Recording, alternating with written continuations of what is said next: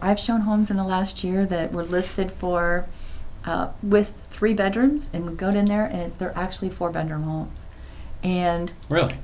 because a lot of people will choose to use a discount brokerage or list them themselves, and they don't complete all the paperwork correctly. And so when they list it online, a lot of times those are going to come up as, okay, that's got a basement. There really isn't a basement in this house.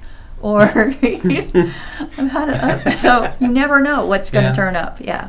Aaron, is that something too where you kind of see when they're negotiating the contract, sometimes those little quinky dinks or whatever you want to call them will show up and you have to address those from maybe a legal standpoint? Is that? Yeah, I would say the more things change, the more they stay the same. As I'm sure you remember, back in the day, you went to a realtor's office and there was a binder filled with houses, or you looked at the Sunday Circular and found houses. Yeah. But so where Kathy stands out, as well as some of my other agents, is not all, but a lot of my agents, they'll work with the client and help them negotiate an offer, find something on the PLN like Kathy's talking about. But I think a lot of clients just think, oh, I'll just look on, fill in whatever website you want, and that will get the job done. It's not. It's the personal touch that gets it done. Clients will ask me questions about value of a home, and I'll refer them back to the agent because okay. that's not my area of expertise. My area of expertise is how to take care of the transactional legal aspects of the deal, whereas your agent's going to know how to do a CMA to figure out the value of the home. A good agent's they're not going to drive around because they don't get paid unless the deal closes.